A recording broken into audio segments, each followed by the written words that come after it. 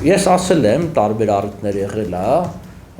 որ 15-ի վերջը, մի քիչ էլ 16-ի սկիզբը ամենածանր շրջանը կլինի մեզ համար, որովհետև Ալիևը հաշվի առնելով տնտեսական վատթարացող իրավիճակը, հաշվի առնելով մի շարք այլ հանգամանքներ, պիտի փորձեր վիճակը լարելու, ինչ-որ հարցեր լուծելու։ Հատկապես, հիշում եք, որ նոյեմբերի 2-ին այնտեղ խորհրդարանական ընտրություններ են նախատեսվում, բնականաբար ցանկացած ընտրություններից առաջ ցանկացած իշխող ուժ փորձում լինել ավելի նացիոնալիստ, ավելի ծայրահեղ, ավելի այսպես ասած անհանդուրժող, դրա համար ես որ նախորդ անգամ ասացի, որ կարծում եմ հոկտեմբերի 2-րդ կեսը ավելի բախումների սրացում կլինի, պայմանավորված նաև այդ ընտրություններով եւ այլն։ Մեծ փոփոխություններ չեմ ակնկալում Լեռնային Ղարաբաղի հարցում, այն առումով, որ ասենք մեծ պատերազմ լինի եւ Ադրբեջանը կարողանա ինչ-որ մի հարց լուծի։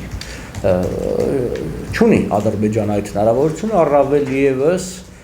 որևէ մեծ ուժ շահագրգռված չի ստատուս քվոյի խախտմամբ։ Շատ բան կախում կունենա Լեռնային Ղարաբաղի հարցում,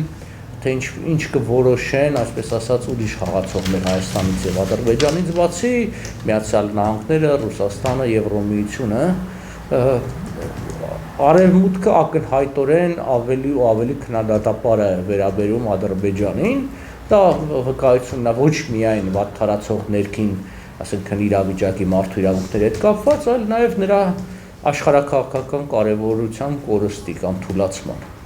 Այնպես որ դա տեղի ունենում։ Մյուս կողմից Թուրքիան ավելի շատ է զբաղված եւ զբաղված պիտի լինի ներքին խնդիրներով, հետեւաբար չի կարող այն աջակցությունը ցուցաբերի, ինչ որ օրինակ Ադրբեջանը կակնկալեր։ Այնպես որ այսպես ամփոփելով ասենք, որ որոշակի ավելի խառը ժամանակներ կլինեն, որոշակի լարվածության աճ, բայց ընդհանուր առմամբ ամեն ինչ կմնա նույնը։